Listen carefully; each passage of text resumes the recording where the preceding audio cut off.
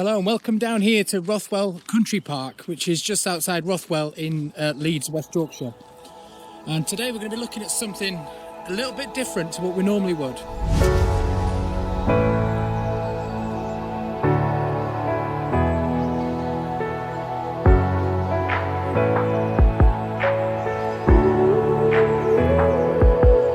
And for once, we're not down here looking for another railway. What we're looking for today is what I'd like to call a lost village. Now this village was situated just outside of Rothwell, and it was on the banks of the River Aire and the Aire and Calder navigation. Now this village existed a couple of 100 years ago now, and it's long since gone. It disappeared somewhere back in the late 1800s, early 1900s. But I am told on the site of the village there is some remains, or at least one remain, that will pinpoint the village being there. So hopefully we're going to find that when we get down there. So what we're going to do today is take an explore on the village site over here and see if there's anything else left that we can find. And then I'll take you to the only remaining remnant that we know about in the video later on, if it exists today, because the person who found it was quite a few years ago now, so I'm hoping it's still there today. It's quite overgrown, but we'll hopefully find it. But before we do that, I'm going to take you through a bit of information about why the village existed, why it was here, and what it was called, and what it consisted of as well. Before we do that, I just want to apologise for the hair. It's at that weird stage where I shaved it off about 7-8 weeks ago because of what's going on, and I couldn't get out and do anything about it, so I shaved it all off in a bit of a moment of madness, as I'd like to say. And now it's at that funny stage where it's not quite long enough to do anything with, but it's still short. So I'm just going to leave it. I'm not bothering with the hat anymore. So I'm just going to tell you a little bit of background information on the village. And I'm going to show you on a map here now. So this map is from the 1850s. And it shows the little village there on the little island right between the River Aire and the Aire and Calder navigation. So the village consisted of two main streets with houses on, a little village square, a schoolhouse, and also a small grocery shop, which I think was later in its life. And then later on down the line, right towards the end of its life, there was also a smallpox hospital on the site as well. Now if I show you this later map, this map is from the late 1890s. And as you can see on there, most of the village is gone now by this point. All that exists is the smallpox hospital and what looks like the old school building, which still remains. So I'm just down here now under the M1A1 motorway viaduct. I'll just turn you around and show you. You can hear the vehicles clambering overhead. Now the village itself was actually built to serve the colliery, which existed just behind the village site up here. And the actual colliery was known as the Waterloo Colliery. And the colliery was built in 1815, which was the same day as the Battle of Waterloo. And so what they did, excuse the noise, the motorway bridge is right above me. So what they did, they named the colliery after the Battle of Waterloo. So the village was located a few hundred yards further down the hill from this large colliery site. And it's situated, like I said, between the Aire and Calder navigation and the River Aire. And it was mainly built just to serve the colliery. So all the houses and the cottages were owned by the colliery themselves. And it was all the workers, it housed the workers and a few of the management staff as well. But it was actually classed as part of Rothwell. With it being right at the back of Rothwell, it would come under the Rothwell area. Now the village was known locally as Waterloo Village, obviously named after the ABBA song. I wish. So it was named after the colliery Waterloo. But that wasn't the official name. The actual real name of the village was Newmarket. They called it the Newmarket Village. That's what it said in the original land registry and the documents back in the day. It was also known as Waterlooville. Again, that was a local nickname, but that was much later in its life. And it was also known as Irwin Square. Now, Irwin Square was a square that was inside the village square that I was talking about. That was the name of that square, Irwin Square. But some people call the village Irwin Square as well. And also some of the streets, one of them was called Ingram Place. and a lot of people called it Ingram Place as well. So it's had quite a lot of names over the years, and to try research this village when it's got about 10 different names, it's so hard. Although I did find a little bit of information about it, and I thought I'll tell you what I know, and then we'll head down here today and we'll just walk around the site and see if anything is left. Now, just one final thing, I just wanted to mention the dates for the village. The actual village was built in 1821, or it started to be used from 1821, and it lasted right up until 1882, where it became a derelict village. Now, over the years it fell into disrepair, and bit by bit it started to crumble until they just demolished it right at the end of the 1800s. So that's why on the 1800 map, or the late 1800 map, there's nothing left on there. Now, just to the side of the village, there was a bridge that crossed the Aire and the River Aire, which enabled the workers to get from the village on my right over here, across the River Aire just behind the camera, and up to the colliery, which was also behind the camera up there. So this bridge would have crossed the River Aire just here. And the bridge was also known as Waterloo Bridge. Very original name there. So what we're going to do is just have a quick pan round and see if there's anything left. Now, all this side here is completely new. Because like I said, they built this viaduct in the 90s. And when they built this viaduct, they would have dug all this out to put the foundations in for these supports here. So the banking at this point would have been much lower down here. So there's going to be nothing left here. But the bridge would have crossed roughly about here. Now, if you just look over there in the distance, you can actually see some steps on the other side. But they are concrete steps, so I'm not sure, or they look concrete anyway, so I'm not sure if they would be original steps. There have been other bridges here at various points in its life, but the main Waterloo Bridge was somewhere around this point here. Now, I'm just heading up to the pedestrian or the cycle bridge, which, like I said earlier on, runs right through the site. I've been told as well that the Aire and Calder navigation, which is just to my right, has also been widened on a couple of occasions throughout its history.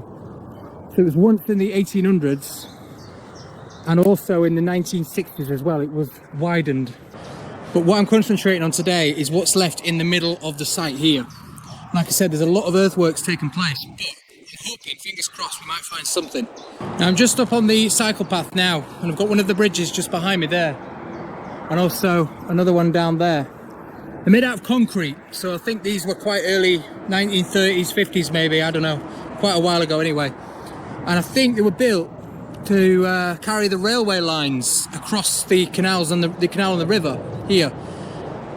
I've not really looked into this, but I think they were built with the railway lines on. Now, the reason I'm saying that is because there's a piece of track down there. Because you had the Fanny Pit over there, which was the colliery, the Rothwell Colliery over there, and then you had the Waterloo Colliery up that way. So it's probably linking them together. So I've just made it along to the concrete bridge. Now, all this section in the middle here would have been built up for the bridge. So what was here would have been underneath this mound here. So there would be nothing that exists up here. Just had a feather on my nose. There'd be nothing that exists up here because this is all steep banking both sides. And the village was actually down there between, like I said, on the side of the river and the canal. So I'll just take you out here and show you. This is the concrete bridge. We've got the M1 viaduct over there, which I was just stood underneath. And then on this side, this is the River Aire here. Now you can see the concrete wall down there on the side of the River Aire, so that's definitely new. This was slightly rerouted when they built a lake over there. It's now a nature reserve. There's a lake over there called Skelton Lake, and it's brand new. There's actually a new service station as well, just above it there. It's just opened. That's Skelton Lake and Skelton Lake Services. When they built that as a nature reserve, the River Aire here used to continue in a straight line that way. You can actually see where the valley is, where it used to go. So it used to run up there and through the Skelton Lake site. So when they built the lake, they rerouted it just slightly south of it, just so it didn't interfere with the lake itself. Bit of information about that for you. That also meant, because the village was on this site here in the middle, and it also meant when the River Aire used to go that way, the village used to come up to the edge here. So when they built the river down there, they actually cut a part of the village off. So this section here would have been right in the middle of where the rows of houses were heading this direction on both sides. The two streets that had all the cottages on. And you can see it's flat here and then it raises up for the bridge up there. So this would have probably been the original level here. So, like I said, it's weird to imagine there would have been a full village down here. It just looks so abandoned, derelict, but I absolutely love that. It's the whole point of this. It's better when something is completely gone, because it racks your brain trying to imagine how it existed at the time. So we're just heading over to the top side of the site now, and we're heading towards the Skeleton Lake. And I'm going to show you a bit of that over there. But I'm just going to show you a panoramic shot of the site here now. So you can see the bridge over there. That's going over the canal which runs just down here at the side. And then over here you've got the River Aire underneath this bridge here. So all this site here in the middle would have been the site of the village. So this level section here would have probably been the level that it was. And that mound up there in the middle was raised up for these two bridges. There's a bridge here over the canal and one over the River Aire just down there. And that in the middle would have linked the railway line across it there, the two bridges. So that's why that's raised up. So that is built right through the middle of the village site, like I said. So whatever was there at the time would be completely gone now, or underneath that somewhere. So we're just crossing the River Aire on a brand new bridge here.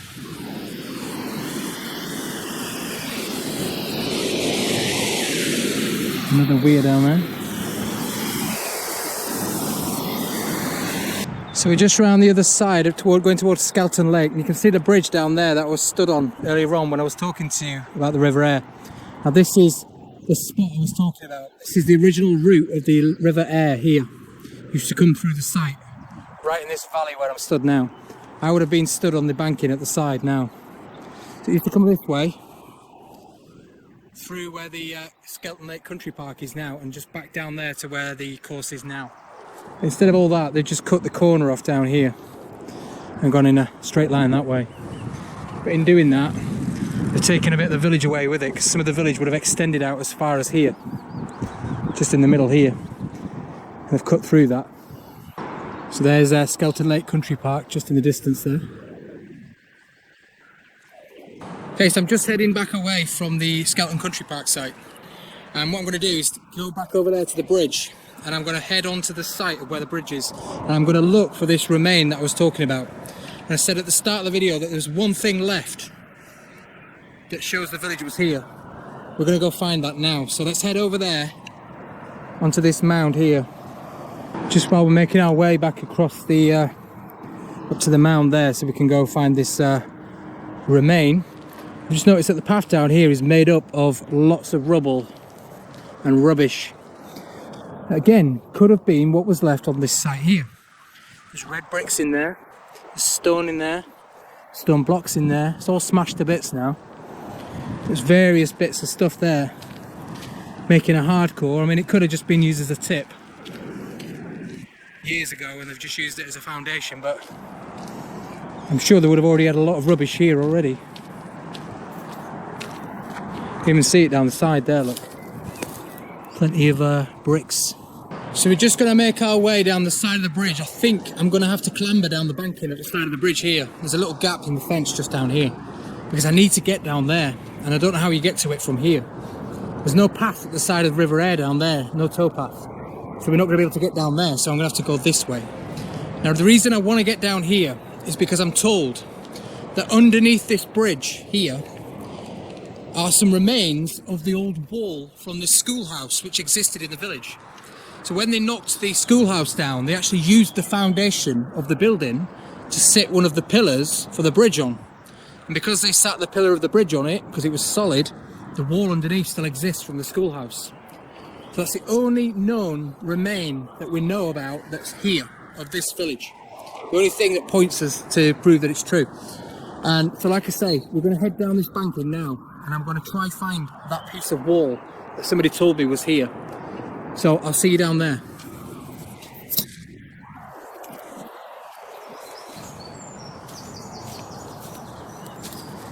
Okay, so I've made it down to the side of the River Aire, as you can see there. Now I need to get over there. That's the base of the bridge there. I need to be looking down there somewhere. So I'm just looking around here. So this would have been roughly the site of where the schoolhouse was.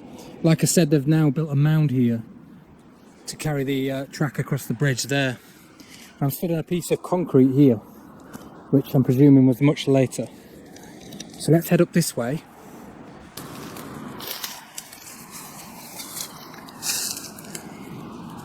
Okay, so I've just started heading up towards the bridge there. And as you can see down here, we actually have some old stonework here, look. Put you in a bit closer there.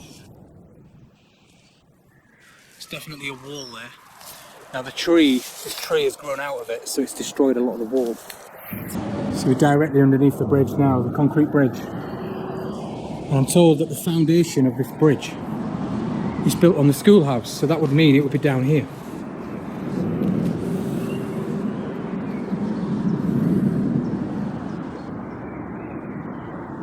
Can't see anything down there. I've got a feeling it could have been that wall I saw a minute ago over there. That might be the actual wall. So I'm going to have to get down here so I can show you a nice view of that there. As if by magic, up here, there's the wall. So I was actually stood on it originally. So these blocks are part of the wall. So this is all that remains of the foundation of the schoolhouse. Now I'm presuming it would have been built much higher up here off the riverbank, just like everything is nowadays. And that would be the bottom of the building going up. I could be wrong. It could go down further than that. So let's get a bit closer because I want to see if there's anything else up there. Okay, so here's a closer look at the wall here. You see the detail in the bricks here where the chisel marks and things. It's just started to crumble at the end there. It looks like this is all that's left of the old schoolhouse. And like I said, a massive tree has grown out of it now, just there. I'm just going to turn you around again and show you these blocks down here. These are the blocks that have fallen off this. And then just this side here, you can actually see some brickwork in there as well. If you look inside the wall there, you can see the original brickwork. Just shows you how well these buildings were built back in the day. How thick them walls are. Not like today where it's a couple of blocks. Yeah, you can see how deep that is there.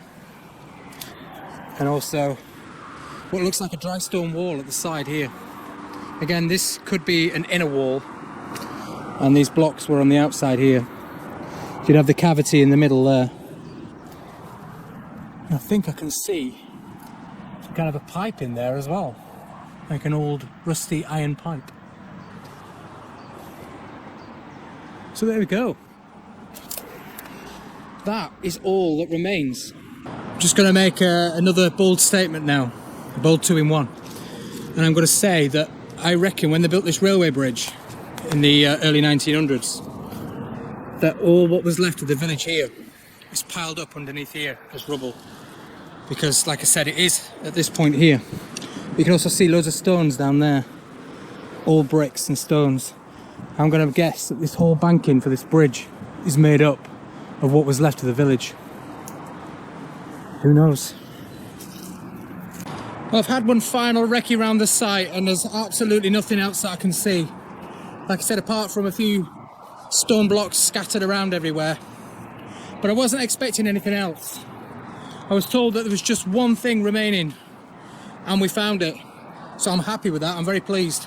There you go, I hope you enjoyed that little explore of the Lost Village of Waterloo, Waterlooville, Newmarket, Irwin Square, whatever it was called. A lot of names there. So I hope you enjoyed that video. Like I said, it was just something different to do. I kind of knew about this village a long time ago now.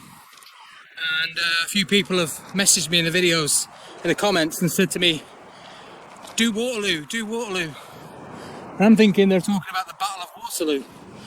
Nah, it's a bit far for me. But they were talking about this here. So as I did more and more research, I got more and more fascinated with it. And I thought, you know what, I am going to go do it. And it's 10 minutes from my house, so why not? But I've been waiting for the right weather to do it.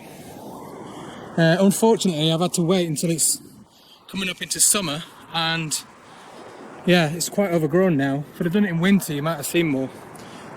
So there you go. Hope you enjoyed that. Thank you very much for joining me on this different video. We are going to see you next week in hopefully another different video as well, if I can get to film it this week. But thanks for joining us. Please like the video, subscribe to the channel, and I'll see you in the next one. Bye.